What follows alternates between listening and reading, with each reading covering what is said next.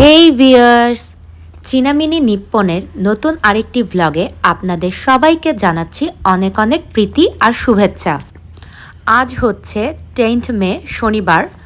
গতকাল শুক্রবার রাত থেকেই আমাদের এলাকাতে প্রচুর পরিমাণে বৃষ্টি হচ্ছে, কিন্তু বৃষ্টি হলে তো আর জীবনযাপন থেমে রাখা যায় না। তাই সকালবেলা ঘুম থেকে উঠেই আমি আর আমার মেয়ে চলে গেলাম আমাদের বাড়ির পাশে যে একটা ফার্মার্স মার্কেট আছে সেইখানে। আর বৃষ্টির দিনে সেখানে এত সুন্দর সুন্দর চারা গাছ আর শাকসবজি উঠেছিল, তো নিজেকে কোনোভাবেই কেনার থেকে কন্ট্রোল করা যাচ্ছিল না। বাঙালি বলে কথা, আর বৃষ্টির দিন যদি খিচুড়ি না হয় তাহলে তো দুপুরের ভোজনটা জমে না।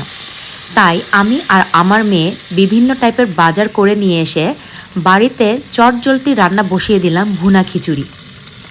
আমি জানি আমার ভিউয়ার্স দিদিরা বা আপুরা খুব ভালো মতো বিভিন্ন টাইপের খিচুড়ি রান্না করতে পারে, বাট আমি যেহেতু সবসময় রান্নাবান্না খুব অল্প সময় করার চেষ্টা করি, তাই আমি কিভাবে অল্প সময় এই ভুনা খিচুড়ি রান্না করলাম সেই প্রসেসটাই আপনাদের সাথে আজকে শেয়ার করছি। আমি সব সময় ভুনা খিচুড়ি রান্না করার জন্য দুই টাইপের ডাল, মসুর আর মুগ ডাল ইউজ করি। আর ফার্স্টেই আমি ফোড়নে এলাচ, দারচিনি, লবঙ্গ, শুকনা মরিচ, জিরা ফোড়ন সব কিছু দিয়ে পেঁয়াজ আর টমেটো ভালো মতো ভেজে তার মধ্যে ডালগুলো ভালো মতো ভেজে নেই।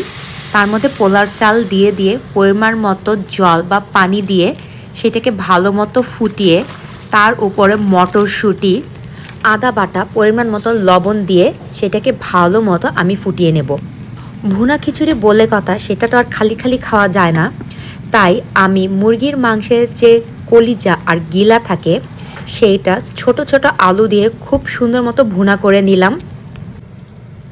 আর শেষের দিকে একটু ধনে পাতা আর বেরেস্তা দিয়ে আমি কিছুটা ভাপে এই ভুনা খিচুড়িটা রেখে দেই।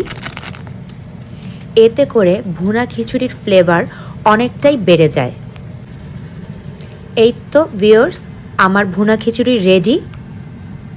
যারা এখনও আমার ইউটিউব চ্যানেলটি ফলো করেননি বা সাবস্ক্রাইব করেননি, অবশ্যই ফলো বা সাবস্ক্রাইব করতে ভুলবেন না।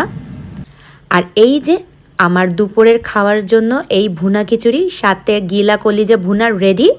ফাটাফাটি ছিল আজকের দুপুরের খাবার, একদম জমে ক্ষীর।